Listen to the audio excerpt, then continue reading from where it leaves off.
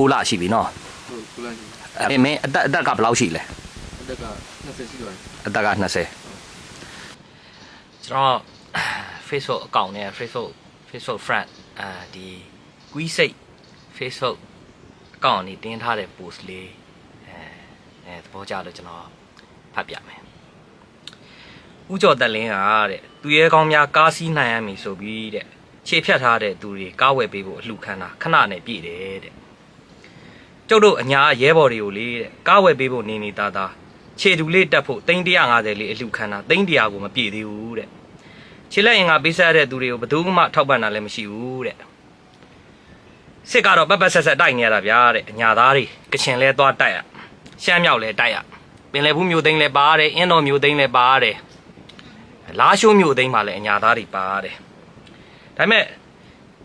စစ်ပွဲမှာထိခိုက်ဒဏ်ရာရလို့ဒီခြေဖြတ်ထားလို့အလှခံကြတော့ဘယ်သူမှအဖတ်မလောက်ကြဘူးတဲ့အရန်ရင်နာရတယ်တဲ့ဟုတ်ပါတယ်ကျွန်တော်ရေမမင်းခိုင်တက်ရင်6မှာလဲဒီခြေထောက်ဖြတ်ထားရတယ်စစ်စင်ရေးမှာနင်းမိုင်းနင်းမိပြီးတော့ခြေထောက်ဖြတ်ထားရတယ်သူဆိုရင်ခုချိန်ဆိုရင်6 လအထိကိုခြေတုလုံးဝမရရှိသေးပါဘူးပြောနေရကြတယ်ကျွန်တော်တို့ဒီဗီဒီယိုဖိုင်လေးကိုဆက်ပြီးကြည့်လိုက်အောင်ဒါကျွန်တော်တို့ဒီရေမမင်းခိုင်တက်ရင်6ဒီဇီးပီကွန်ကာကင်းမှာဒီနင်းမိုင်းနင်းမိပြီးတော့ဒီခြေတော့ဖြတ်လိုက်ရတယ်ပေါ့ခြေတော့ဖြတ်လိုက်ရတဲ့ဟာမှာသူဒီစစ်စင်ကာလဒီ3 လပိုင်းမှာဖြစ်တာနော်ရေပေါ့3 လပိုင်းမှာနင်းမိတာအခုဆိုရင်ကျွန်တော်12 လပိုင်းဆိုတော့ဒီ9 လကျော်လောက်ရှိပြီအခုချိန်ထိကျွန်တော်တို့ဒီခြေတု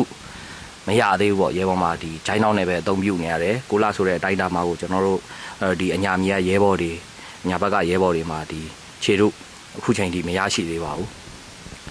ဒါမင်းဖြစ်တာဒါဆိုရင်9 လရှိပြီနော်ဟုတ်9 လရှိမင်းအသက်ကဘယ်လောက်ရှိလဲအသက်က20ရှိပါတယ်အသက်က20ခုချိန်ထိခြေတူကမရသေးတော့အဆင်မပြေဘူးပေါ့နော်ဂျိုင်းနောက်နဲ့ပဲသွားနေရတာဟုတ်ကဲ့ပါကျွန်တော်တို့ဒီလိုထိခိုက်ဒဏ်ရာရတဲ့ရဲဘော်တွေကိုကျွန်တော်တို့အခုလိုမျိုးပြပြီးတော့အကူအညီတောင်းရတာမျိုးတွေကျွန်တော်တို့အနေနဲ့အင်မတန်မှလည်းရှက်ရွံ့မိပါတယ်အားလည်းငယ်မိပါတယ်ကျွန်တော်အညာမှာဆိုရင်အရန်ရဲဘော်တွေမှာဒုက္ခရောက်ရတယ်တခုခုဆိုရင်ကျွန်တော်အညာမှာဆယ်လီဆိုတာလည်းမရှိဘူးတော်လန်အမှုပညာရှင်ဆိုတာတွေလည်းကျွန်တော်အညာကိုတရားအောင်မှမလာကြအောင်